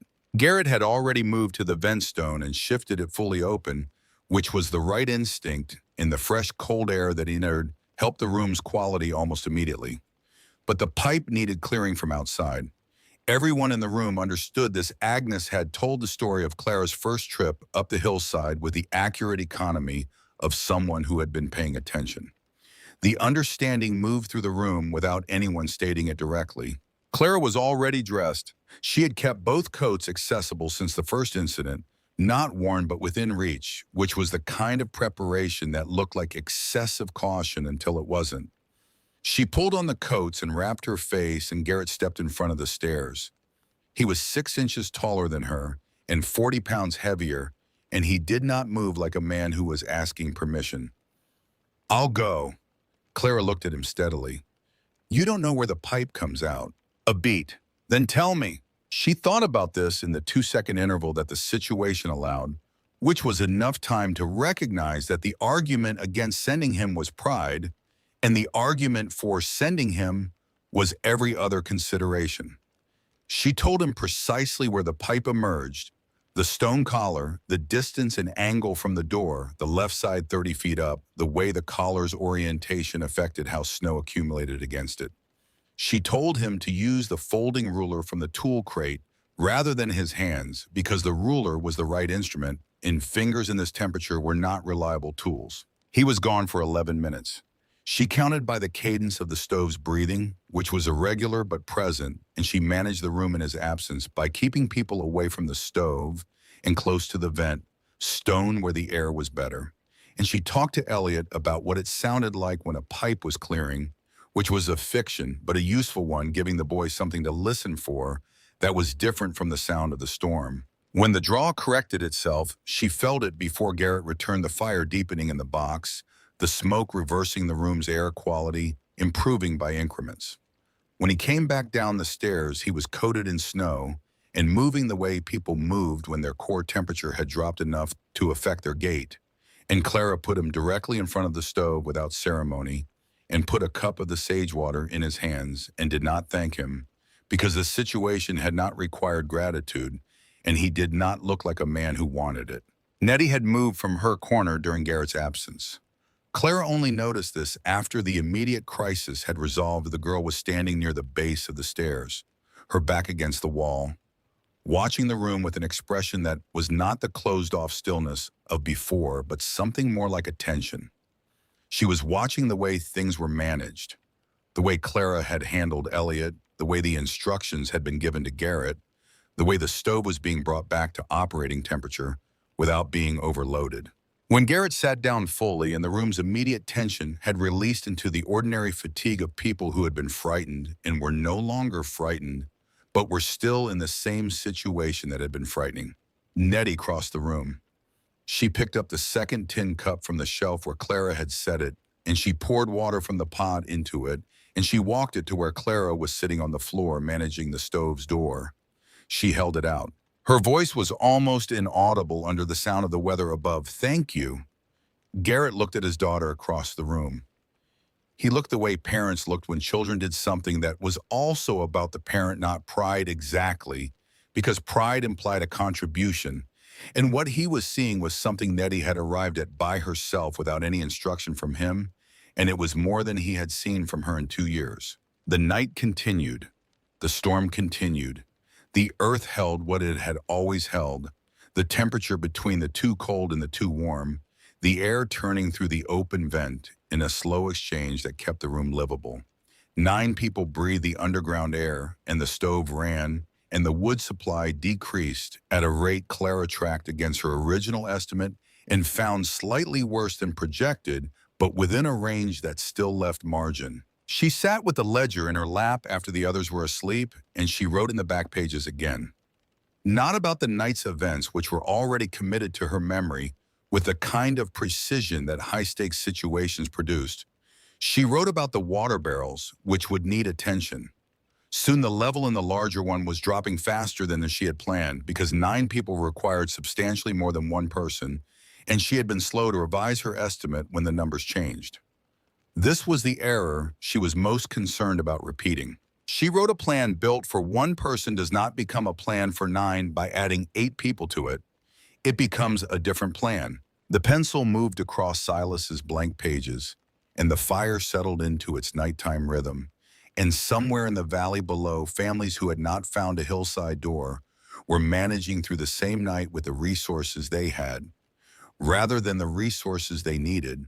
And the distance between those two quantities was the exact width of the margin between enduring and not. She had known that margin existed. She had always known it existed. She was learning night by night that knowing it existed and being on the right side of it were not the same kind of knowing at all. On the 9th day, Amos Leach came down the stairs. She had not heard him knock. He had simply appeared at the top of the stairs at a moment when the main chamber had enough activity, Ruth distributing the morning water portion, Elliot asking Agnes something repeatedly in the way of children with questions that did not resolve, that the sound of the door opening had been absorbed before anyone marked it. Clara noticed him when she turned from the stove and found a person at the bottom of the stairs she did not recognize. He was not dressed like the valley people. His coat was good wool city cut, and while it was wet at the shoulders from the current weather, it was the wet of a coat that had started in better condition than any coat she had seen in the last 9 days. He was perhaps 35, with a face that was not handsome, but was assembled in the way that suggested he knew how to present it, the particular arrangement of someone who had practiced managing first impressions. He looked around the chamber with an expression that was not the overwhelmed relief of someone encountering warmth after deprivation. It was the expression of someone taking stock. He said he had been traveling when the storm caught him, a merchant route between Keller's Crossing and the valley, and had been sheltering at a neighboring farm for days before the smoke on the hillside had indicated there might be something better available. He had followed the tracks up. His voice was easy practiced, the kind of voice that had been useful to him in commercial contexts, and he deployed it in the underground chamber with the same confidence he might have used across a store counter. He asked who had found the place. He asked how much food was stored. He asked with the kind of casually phrased question that was not casual whether anyone knew whose property it was. Clara told him what she knew: the shelter belonged to Silas Dunmore, who had built it and died 2 years ago. She did not elaborate further. Amos Leach was quiet for a moment. Then, with the timing of something rehearsed, "Silas Dunmore was my uncle." The room shifted in the way rooms shifted when something changed the arrangement of power within them. Ruth looked at him. Agnes looked at Clara. Garrett, who had returned from some task in the storage alcove, stopped in the doorway. Amos reached into the coat's inside pocket and produced a folded paper. He unfolded it on the nearest shelf surface, and smoothed it with his palm and stepped back slightly so others could see. It appeared to be a deed or bill of transfer, handwritten bearing what looked like a county seal at the top. The name Dunmore appeared in it. The name Leach appeared in it. Ruth moved to examine it. Clara had learned the kind of person who moved toward information rather than away from it. She looked at the document for a long moment. Her voice carried a note Clara had not heard from her before, not conviction, but the particular sound of someone who wants something to be true because it makes other things simpler. If this land is yours, you have a right to say how it's managed. Clara felt the room repositioning itself around this statement. It was not that anyone wanted her removed. It was that the offer of a clear authority was attractive in the specific way that clear authority was always attractive to people who were tired and cold and had been living in ambiguity. A rightful owner was a simple thing. A 17-year-old girl who had found a door in a hillside was a complicated thing. She looked at Amos Leach and he met her eyes, and she understood with the instinctive reading of a person who had spent 6 years in a household where power was exercised by someone who did not particularly care about her welfare, that she was looking at someone who was managing the room rather than responding to it. She did not speak yet. The ledger was on the shelf 2 feet from where Amos had laid his document. She looked at it and then looked back at him and said nothing. And she began in the back of her mind to search through everything she had read across 2 days of careful study, looking for the specific entries she remembered, but had not understood at the time as something she might need. She would find it. She already knew she would find it, but finding it correctly and using it at the moment when it would matter, rather than the moment when it would only prove she was right, were different skills, and she had the night ahead of her to practice the difference. Outside, the storm maintained itself above the hill with the patient indifference of weather that had not consulted anyone's timeline. Inside, 9 people and 1 newcomer shared the warmth of a dead man's preparation, and the question of who had the right to decide how that warmth was distributed had just become complicated in a way that would require more than a document to resolve. Clara kept her face still and her breathing even and fed the stove the next piece of wood. That night, Clara did not sleep. She kept the stove at its minimum functional level, added a piece of wood every 90 minutes with the regularity of someone who had converted necessity into discipline, and in the intervals between, she sat on the floor with the ledger open across her knees and read every entry she had not yet read with full attention. Amos Leach had taken the bunk nearest the stove. He had done this without asking and without the particular social hesitation that people demonstrated when they were uncertain of their standing. He had arranged himself in the space with the settled confidence of someone who had already decided that the space was his, and he had gone to sleep while the rest of the room was still adjusting to his presence, which was its own kind of statement. His document lay refolded in his coat's inside pocket. He had not left it out for further examination, which Clara noted. Documents that were genuinely secure tended to stay visible. Documents that were instruments tended to disappear once they had done their work. She read by firelight, moving through the ledger's middle pages that she had covered quickly in her first reading and had not returned to looking for the specific passage she remembered but could not locate precisely. The practical entries continued season by season, the record of a man's careful attention to the conditions of his survival. Temperature observations, notes on the moisture behavior of the earth walls at different points in the winter, an account of a roof repair on the storage alcove after a section of the earth cap had subsided following a wet autumn.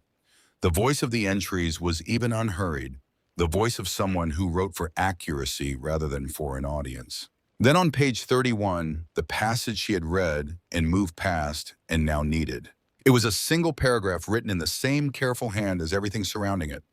Silas had been reflecting on the winter of his wife's death 14 years before the final entry, and the paragraph concerned the question of inheritance, not in a legal sense, but in a practical one. The question of what happened to a prepared place when the person who had prepared it was no longer present to maintain it. He had written, "My brother Caleb's family is in Ohio, and I have not spoken to Caleb in 11 years and have no interest in renewing the acquaintance. He made certain choices I cannot respect, and I have no children remaining to inherit anything I might leave. When I am gone, this shelter goes to the hill, which was always more its owner than I was." She read it twice. Then she read the sentence before it, "I have no family in this county or the adjacent ones and no intention of acquiring any." No family in this county or the adjacent ones. A brother in Ohio, 11 years of silence, no interest in renewing the acquaintance. Amos Leach had presented himself as Silas's nephew. A nephew required a sibling who had produced children. The sibling existed Caleb, Ohio, 11 years of estrangement. What the ledger made clear in Silas's characteristically precise language was that the estrangement was not casual or circumstantial, but principled, and that Silas had no knowledge of or contact with anyone from that branch of whatever family had once connected them. This did not prove that Amos was lying. A nephew could exist without Silas knowing him, but it produced a specific problem with Amos's account. A man who wrote with Silas's precision would have noted a nephew if a nephew had ever visited or corresponded, because Silas noted everything that was relevant to his understanding of his circumstances. The absence of any mention of a nephew combined with the explicit statement about having no family in the county or adjacent ones combined with the 11-year estrangement from the only sibling named, the combination produced a gap between what Amos claimed and what the evidence supported that was too wide to cross without more than a document. She also thought about the document itself. The county seal had looked right at a distance. It had looked less right when she had examined it briefly before Amos refolded it. The seal's impression had the right shape, but the ink distribution had the particular quality of something stamped onto paper that had been dampened first, which produced sharper edges than dry paper, but also a slightly different sheen in the impression's relief. She was not a clerk. She was not certain. But she had spent 6 years watching Earl Sutter manage his farm's paperwork with the casual inattention of a man who found it tedious, and in doing so she had handled enough actual county documents to have an impression of what they looked like that was more than superficial. She closed the ledger, she put it in her lap and sat with her hands flat on its cover and thought about timing. The information she had was useful only at the right moment. Presenting it immediately in the middle of the night would wake people from sleep and require them to process a conflict before they had the reserves to process it well. Presenting it in the morning when everyone was present and alert and had eaten their morning portion and had the ordinary daily clarity that food produced was a different kind of moment. She waited. Amos woke early. She watched him come alert without the gradual surfacing that most people showed. He went from still to observant in a single transition, the wakefulness of someone who had spent considerable time in unfamiliar situations. He looked at the room in one sweep before doing anything else, and when his eyes reached Clara sitting on the floor with the ledger he held on her a fraction of a second longer than the sweep required, he began redistributing the morning's food portion before Ruth had picked up the ladle. He did it smoothly with the confident ease of someone exercising a right that had already been established, rather than a right that was still under discussion. He gave himself a larger portion than he gave anyone else, not dramatically larger, carefully larger, calibrated to be noticed only by someone watching for it. He gave Ruth a portion slightly larger than Clara's, the action of someone who understood that secondary authorities were most useful when they believed their interests were being attended to. Ruth accepted her portion without comment. Agnes looked at hers and looked at Clara without speaking. Garrett took what he was given with the expression of a man who was watching something he had not yet fully named. Clara stood up. She carried the ledger to the shelf where Amos had rested his document the previous evening, and she set it down flat and opened it to page 31 and stepped back. She kept her voice even in the particular way of someone who had decided that the information was the argument, and that adding emotion to it was subtraction rather than addition. There's a passage in here that's relevant to what you told us last night. The room came to attention in the way rooms did when the quality of a voice indicated that something was being resolved rather than discussed. Amos looked at the open ledger with an expression that did not change as rapidly as it should have. A person encountering unexpected documentary evidence typically showed surprise or interest or the specific anxiety of someone whose claim was being tested. What Amos showed very briefly was the stillness of someone who had encountered an obstacle they were calculating how to move around.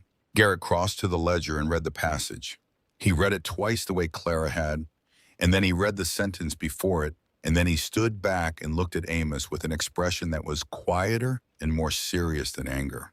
Amos's response came with the practiced ease of a man who had prepared contingencies. Silas and my father hadn't spoken in years. It doesn't surprise me that he didn't write about our side of the family. People write about what's in front of them, not about what they've closed off. It was not a bad answer. It contained enough truth to be difficult to dismiss outright. Ruth was looking at the document Amos had now produced again from his coat pocket, smooth on the shelf surface, as it had been the previous evening. She was looking at it with the closure attention that daylight and a specific concern made possible. Her finger traced the seal's impression without touching it. The particular stubbornness of Ruth Calder, which Clara had observed for days, now the stubbornness of a woman who had built and maintained her own household for years and had never done it by being wrong when being right mattered, was operating against the position she had taken the previous evening rather than in defense of it. Ruth's voice came out slower than usual. The date on this transfer is from 6 years ago. Silas's last entry was 2 years ago. If your uncle had signed property to you 6 years ago, why was he still writing about it as his own in these pages? The room held the question like a space that had been cleared for something to fall into. Amos had an answer for this too, but it arrived a half-second later than his previous answers, and that half-second was audible in the way that pauses were audible when they were filled with construction rather than recollection. He said that legal transfer and practical occupation were different things, that his uncle had continued using the land while the legal interest had passed, that this was common enough in family arrangements. Garrett's voice was careful in the way of a man who did not say unnecessary things. A family arrangement between a man and a nephew he apparently didn't know well enough to mention in 12 years of journals. Something in Amos's performance shifted, then not collapsed but recalibrated. The ease that he had maintained since arriving began showing its structure, the effort underneath it, becoming briefly visible. He was not a man who lost his composure in the way of people who had never had much practice maintaining it. He was a man whose composure was a tool, and the tool was being applied harder than it had been designed for. He looked around the room at faces that were no longer arranged in his favor. Agnes had moved closer to Elliot. Nettie was watching from her position against the rear wall with the full attention she had been directing at the room since the previous night's crisis. Ruth's posture had shifted in the way that bodies shifted when they were withdrawing from a position they had taken. What Amos did then was not what Clara had expected. He did not push harder. He sat down on the bunk he had claimed, and he put his elbows on his knees, and he said in a voice that was quieter than any voice he had used since arriving, "I need to stay until the road is passable. That's the truth of it. I need to stay, and I needed a reason that would hold." The room absorbed this. It was a different kind of statement than anything that had preceded it, carrying the specific weight of something that had been stripped of its prepared surface and was showing the actual material beneath. She said what the situation made straightforwardly true. Nobody is being put out in this weather. That was never the question. Amos looked at her. His expression had the particular quality of someone who was being told something that was worse and better than what they had expected. Simultaneously worse because it meant the manipulation had been unnecessary. Better because the alternative to manipulation had been available all along. The document went back into his pocket. He did not produce it again. For the remaining days of the storm, Amos occupied the shelter with the specific quietness of someone who had been relieved of a performance and did not know how to fill the space the performance had occupied. He was useful as it turned out. He had a practical competence that expressed itself in small repairs.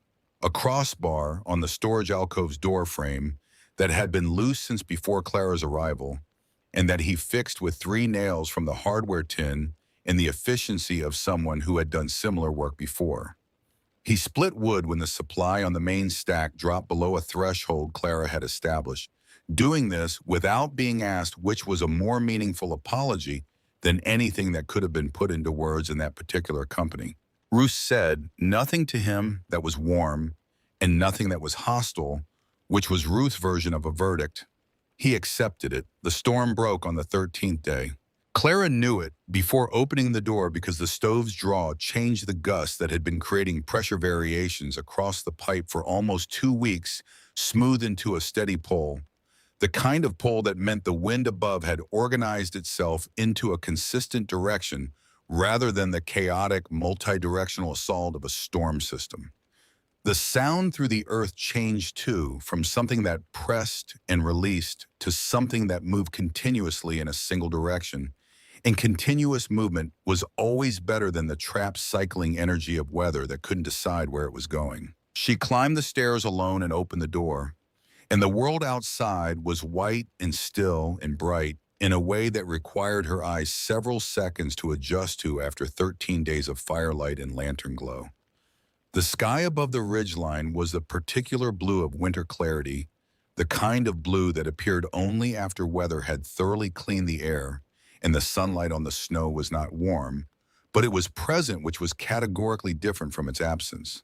The valley below was altered in the way that serious weather always altered landscapes, not destroyed, but rearranged the familiar shapes of farms and fence lines, roads simplified by snow, into something that would require relearning. She could see the Briggs farm from the hill's face, its roof bearing a weight of accumulated snow that would need to come down carefully, and the Hollis property further into the valley with its woodpile exposed on the south side where the wind had swept it partially clear. The road was not visible as a road, but was inferable as a line of slightly different texture running east toward where Keller's Crossing sat behind its own low ridge. People would be moving soon. People would be assessing, digging out, discovering the full accounting of what the storm had cost them. Over the following days, as the valley began its cautious return to function, that accounting became clear in increments. 3 storage sheds had collapsed under snow load. 2 families had burned through their wood supplies before the storm ended and had survived the final days by burning furniture, which worked, but at a cost they were still calculating. The road to Keller's Crossing was technically passable by the 3rd day after the break, meaning a man on foot who was willing to work hard could get through, but not a wagon, and not easily. Food stocks across the valley were substantially lower than anyone's pre-storm estimate had suggested they should be, because pre-storm estimates had been built on the assumption that weather would behave within the range of previous experience, and this storm had not. The shelter had not been untouched by the duration. Clara's careful rationing had maintained functionality, but not comfort portions had been small for the last 5 days, enough to prevent the kind of depletion that produced dangerous decisions, but not enough to feel adequate. The wood supply had been reduced to 7 pieces when the storm broke, which was not the margin she had planned for, but was a margin nonetheless. The water barrels were both below half. What remained on the shelves represented the residue of the shelter's generosity, rather than a reserve it had given what it had been designed to give, and the 2/3 that remained was the measure of Silas's original calculation. The valley people climbed to the shelter in the days after the break. Some came to return borrowed warmth with tangible exchange. A family brought a 1/4 cord of split oak they had managed to keep dry in their house's back room, which Ruth accepted and stacked with the precision that was Ruth's default mode of engaging with physical tasks. Another brought grain. Another brought a large sealed tin of lard that Clara identified as more valuable than its weight suggested, because lard maintained calories without requiring cooking, and was the kind of food that remained useful across a wider range of emergency conditions than most alternatives. They also came to look. This was the visit beneath the practical visit, the thing people needed, that they could not directly request the understanding of how the shelter had done, what it had done, how the underground space had maintained its conditions, while the surface world was being overwhelmed. Clara showed it without theater walking people through the main chamber and the storage alcove, and explaining the arch's structural logic and the pipe's angle and the reason the earth walls managed moisture the way they did. She used Silas's language where she had it and her own where she didn't, and she gave credit to the man whose preparation she was describing with the explicitness of someone who believed that credit was not diminished by being accurately assigned. His name was said in the valley more in those 2 weeks than it had ever been said while he was living in the hills. People who had known him vaguely as an eccentric who had retreated from valley life after the epidemic that had taken his family began reconstructing him through what the shelter revealed about his thinking. The man they reconstructed was more substantial than the man they had ignored. This was frequently how it worked. The living were always somewhat flattened by proximity. The dead allowed their full dimension only after the pressure of their presence was removed. Garrett Hollis became the shelter's most consistent external supporter in the weeks following the storm. He brought tools and labor without being asked, reinforcing the entrance frame where the repeated heavy use of the storm weeks had begun to loosen the timber fittings, installing a proper wooden step where the stone stairs had worn smooth and become a hazard. He did not do this to settle anything between them. He did it the way Clara had come to recognize that practical people settled accounts through work on the thing that needed work, without converting the work into a statement about themselves. Nettie came with him every time. Clara slowly understood not the same person she had been on the first day. The change was not dramatic. She did not emerge from her previous stillness into some opposite of it. But she was present in the shelter in a different way, engaged rather than endured, and the particular attention she had been directing at Clara since the second chimney crisis had deepened into something that was difficult to name without overcomplicating it. She watched how Clara made decisions.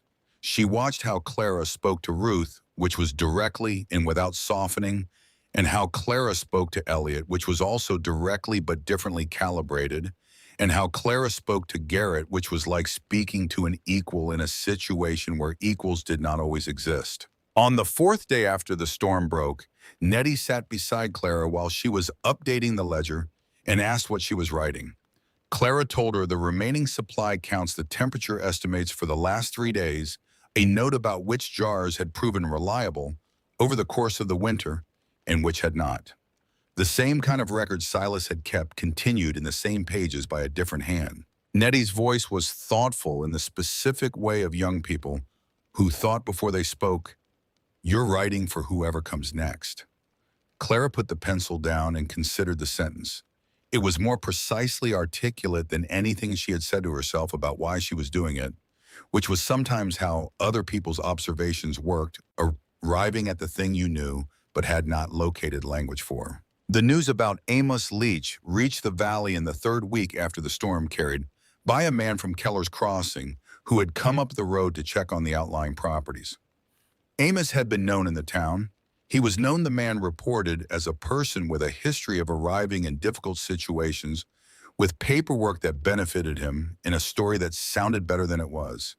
He had been detained the previous autumn on a complaint from a family in the county south of theirs, something involving a property claim during a period of flooding when the family had been displaced and vulnerable, and Amos had appeared with a document in a sympathetic manner. The complaint had not been fully resolved before the storm, and his absence during the storm weeks had been noted by the county sheriff's office in Keller's Crossing. Agnes heard this and looked at Clara with an expression that contained several things that did not need to be spoken. Ruth heard it and was quiet in the specific way that Ruth was quiet when she was processing information that required her to update a previous position. She did not say anything that acknowledged her earlier alignment with Amos's claim. She simply moved forward from the moment with the focused practicality that was her primary mode of engaging with the world. Clara found this acceptable. The standard she held for Ruth was not confession, but conduct.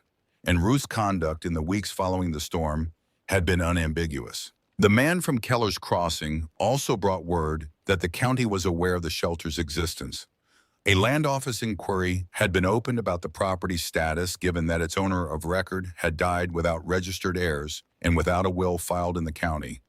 The inquiry would take time. The outcome was uncertain. Clara listened to this and noted it and filed it without the anxiety it might have produced in her 2 months ago. What the land office decided about the shelter's legal status was a real concern and would require attention when it became a concrete problem rather than a pending one. What the shelter was in the material sense, what it had done, what it had been, what it continued to be, was not subject to any inquiry. Amos had asked with his paperwork who owned the place. The question had been the wrong question all along, or had been the right question asked in service of the wrong purpose. The relevant question was not who owned it, but what it was for, and what it was for had been established by its builder and demonstrated by its use and was not contained in any document that could be filed or presented or refolded and put in a coat pocket. The relationship between Clara and Ruth had settled by the end of the third week into something that would have been unrecognizable compared to their first exchange. It was not warmth. Warmth was not the currency either of them traded in naturally, and manufacturing it would have produced something both of them would have found insulting.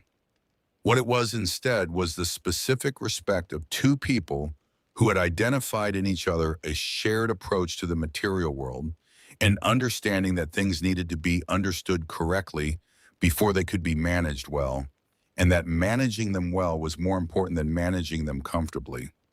Ruth came to the shelter 3 mornings a week and did inventory with Clara, and they worked through the counts together, and when they disagreed about a number, one of them recounted and reported back to the other, without either of them making the disagreement into something larger than a disagreement about a number. It was, Clara thought, the closest thing to a working relationship she had experienced since her father had been alive to demonstrate what one looked like. The morning of the 4th week, after the storm broke, Clara was splitting wood outside the shelter's entrance when she heard footsteps on the path. The path was real now, beaten into the hillside surface by weeks of traffic wide enough for 2 people side by side with a branch laid across the muddiest section near the bottom as a crossing. She heard the footsteps before she saw the person, and she continued splitting through the recognition of the footstep pattern because she knew the weight and gait behind them and had been waiting for this particular arrival since the storm ended, knowing it would come eventually because the logic of the situation made it inevitable, and because the man in question had nowhere else that was likely to have him. Earl Sutter was thinner, not dramatically, she would have noticed dramatic immediately, and set it aside as information. But the particular thinness of a man who had been eating less than his baseline for an extended period, the face slightly hollowed along the jaw, the coat hanging differently at the shoulders. He had not shaved in what looked like 10 days.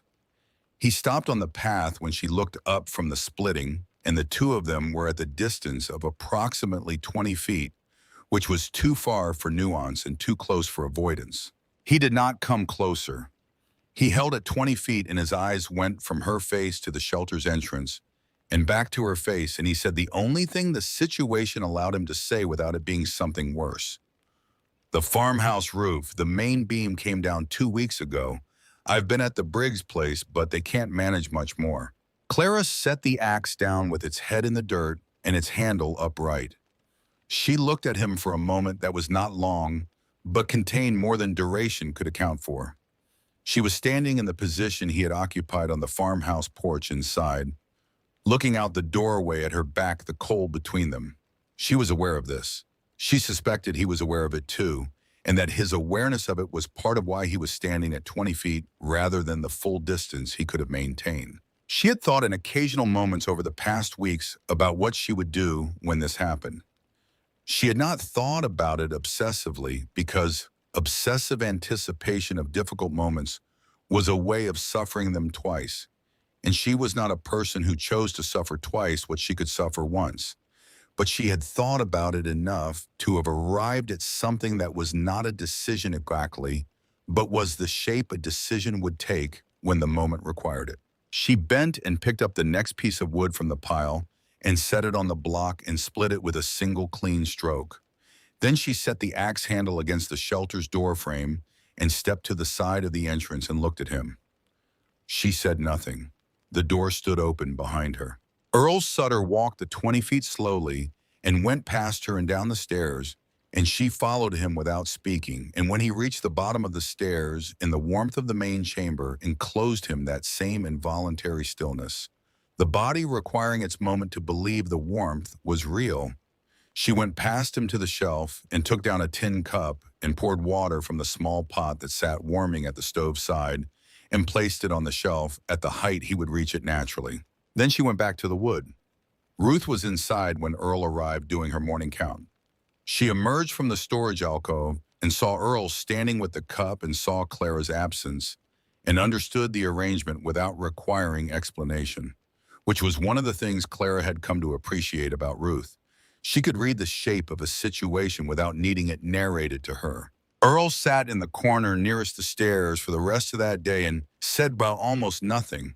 The people who came and went from the shelter during those hours were people who knew who he was and what he had done, and they managed this knowledge with the specific grace of people who understood that the shelter was not a place where old scores were settled, but a place where the winter's terms were met, and the winter's terms did not include the luxury of comfortable hatred.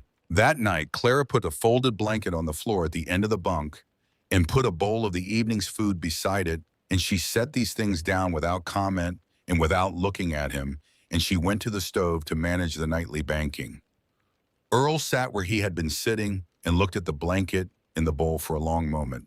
In the morning, he was up before she was. She heard the sound of the axe outside and lay in the bunk for a moment, parsing the rhythm of the strokes, which were steady and experienced. And she understood what the sound meant in the way that certain actions meant more than their physical content when they were performed in the context of what had come before.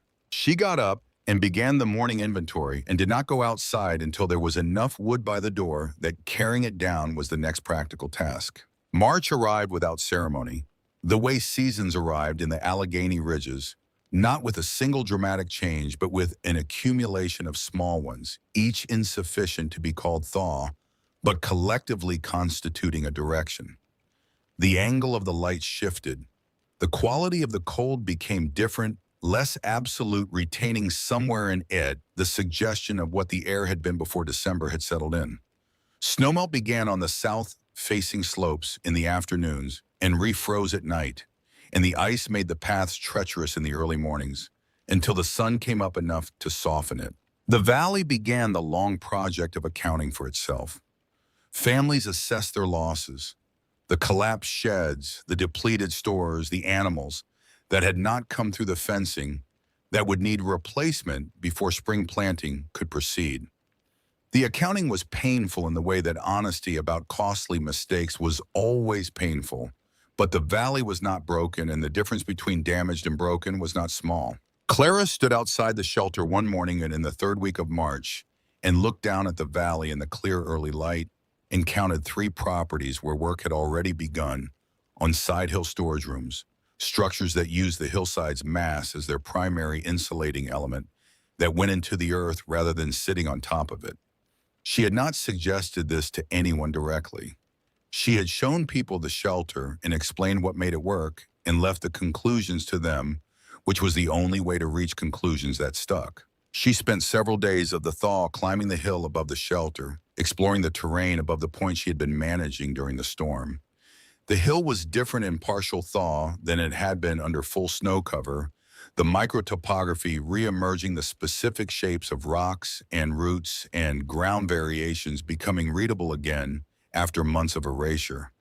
She was becoming familiar with the land above the shelter, the way she had become familiar with the land of the Sutter farm over 6 years by walking it repeatedly and paying attention. She found Silas on a Thursday. She was not immediately certain what she was seeing. The soil had been disturbed by the freeze-thaw cycling near the hill's upper, face heaved and partially washed in the snow melt, and the dark shape she saw half exposed in the mud was first processed as a root, as a stone, as the usual debris of a hillside uncovering itself after winter.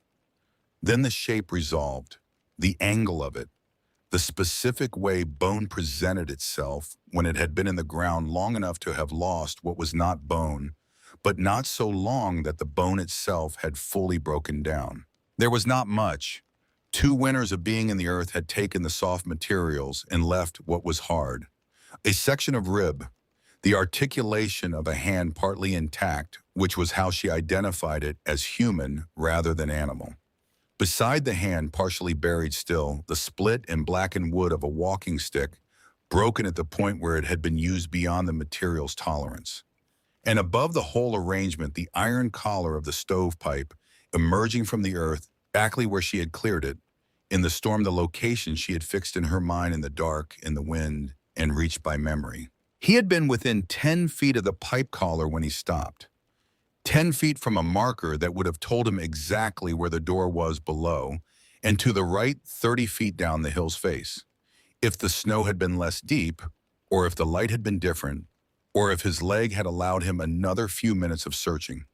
10 feet was a distance that could be crossed in seconds under ordinary conditions, and was an unbridgeable distance under the conditions he had been in, which were conditions she understood in her body now, in ways she had not understood them before this winter. She sat on the wet ground near what remained of Silas Dunmore, and she did not cry, and she did not pray, because she was not certain what she believed about the utility of either, and in the absence of certainty, she tended toward silence. She sat for a long time in the thin March sunlight, with the valley opening up below her, and the shelter entrance, somewhere below her feet, and the remains of the man who had built it arranged in the earth beside her. He had prepared for everything he could reach with preparation. What had ended him was the gap between what preparation could cover and what it could not, the specific injury, the specific timing, the specific depth of the specific storm. He had been walking back from doing the exact practical thing the shelter required, and the shelter had been here, and he had not been able to cross the remaining distance, and there was no frame of understanding that made that clean. It was simply what had happened. The world did not arrange itself around preparation, however careful. It only sometimes rewarded it, and sometimes rewarded it by allowing someone else to benefit from it instead. She put her hand briefly on the earth above the hand's articulation, which was the closest she could come to the gesture the moment seemed to warrant, and then she stood up and began the descent. She told Garrett first because he was practical and would know what was needed, and then she told Ruth because Ruth's competence ascended into the organizational demands of communal obligation, and between them they arranged what needed to be arranged. 6 people climbed the hill 2 days later when the ground had dried enough to make the climb reasonable, carrying the implements that the task required. The work was conducted with the spare efficiency that serious tasks sometimes arrived at when the people performing them understood both what they were doing and why. They buried him at the top of the hill, not at the spot where she had found him, higher above it, the highest point of the hill's crest, where the view opened in 3 directions and the valley below was fully visible in a way it was not from anywhere else on the slope. Garrett cut and fitted across from ashwood, the grain tight, and even the joints doweled rather than nailed, because doweled joints were stronger and Silas Dunmore had built for strength. Clara carved the inscription herself using the small chisel from the tool crate, working slowly to get the letters even. The inscription was simple because simplicity was what the situation deserved. His name, the years she could estimate from the ledger's earliest and latest dates. And below those 4 words that were not her words, but had become hers through the winter he built for winter. Nobody spoke at length. There was nothing to say that the cross did not say, and the hill did not say, and the shelter 30 feet below the crest did not say in its own persistent, practical, ongoing language. They stood in the March sunlight for several minutes, 6 people who had survived a winter. They might not have survived on the hill of a man they had known only through the evidence of his thinking. And the valley below them showed its first serious signs of life. Smoke from multiple chimneys. The movement of figures between structures. The beginning of the work that would have to be done before the season turned. Clara walked back down alone after the others had descended. She stopped at the shelter's entrance and put her hand on the doorframe, the old wood cold and dry under her palm, the iron of the latch at the edge of her thumb. The entrance was different now than it had been on the night she had found it. There was a proper step, Garrett's work, and the frame had been reinforced, and the drift clearance space around the door had been improved with a shallow trench that directed meltwater away. The shelter was being maintained by more hands than one, which was what it had always been built for, even if Silas had built it alone. The knife was in her coat pocket. The ledger was on the shelf inside. The stove had been banked that morning and would hold coals until the afternoon. She went back to work.